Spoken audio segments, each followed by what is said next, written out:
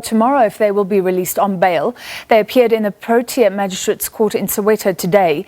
16-year-old Nathaniel was gunned down allegedly by police just meters from his home last month. SABC News reporter Hasina Gori joining us now. And Hasina, let's start with this incredible claim by one of the officers that they thought there was rubber bullets in the firearm, but it was live ammunition. Yes, as we heard today in court from Kaylin Whiteboy, that she had discharged her firearm earlier in the day when they're in Freedom Park on patrol, and that it had rubber bullets at that time.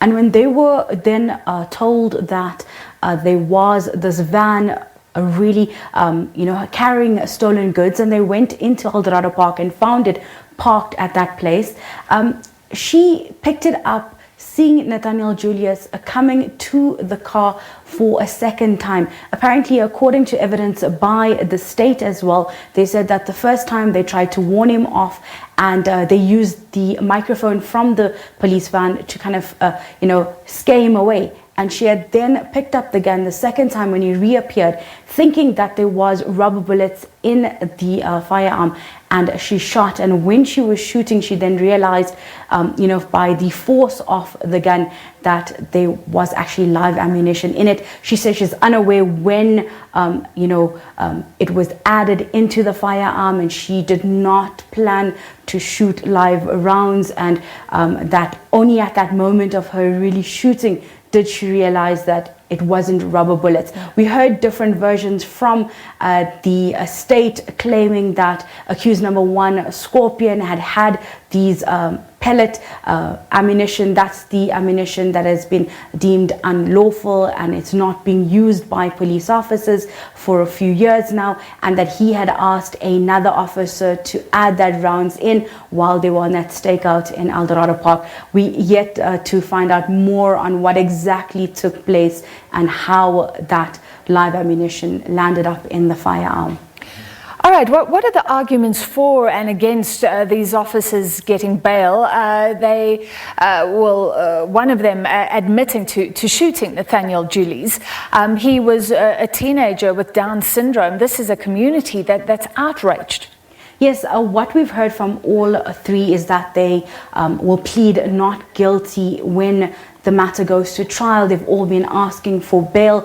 We do know that the state is opposing bail, saying that they pose a threat to the community who's now scared of police officers. They said that the manner in which Nathaniel Julies, a disabled 16-year-old who was non-communicative and unable to really communicate effectively, was shot in such a cold-hearted and violent manner. What we know so far that's not being disputed by all three co-accused is that the boy Nathaniel Julies was shot by police officers. They've all admitted to it. Kaylin Whiteboy has said that she shot it. Yes, she says it was not premeditated. We also heard from first accused Scorpion saying that he had no link to the shooting per se, but the state claims that the firearm that was used was signed out by him at the police station, that no firearm or no ammunition was also checked out, and that he had the ammunition that was then used so far. So we're hearing from the defense, especially from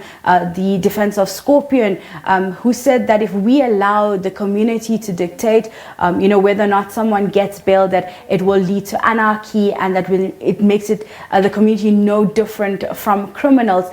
We've heard from the state saying that they oppose the bail. We've also heard from the mother of Nathaniel Julies saying that this has been such a traumatic incident for them as a family, and that seeing these police officers back on the street of Eldorado Park will further traumatize them. We also heard a community petition that was also added on to the state's case, saying that keeping the three police officers incarcerated until their trial will be the best decision. But we've heard from all three accused saying that they are not a flight risk, that they will adhere to any stipulations that are put out for them by the bail conditions, and that they promise not to intimidate. But something quite interesting that also came out today is that the co-accused are now pointing fingers at each other. We heard accused number one saying he has no part in this, that he was only patrolling with them and he did not issue any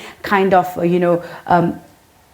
point for any of the officers to shoot. And we heard then from Caitlin Whiteboy saying she's unaware when these, live ammunition was added to, the firearm that she then shot. We also heard from her saying that she received death threats from accused number one, from Scorpion, saying that if she did not collaborate with the version of events that he sent to her, that she will then face the consequences.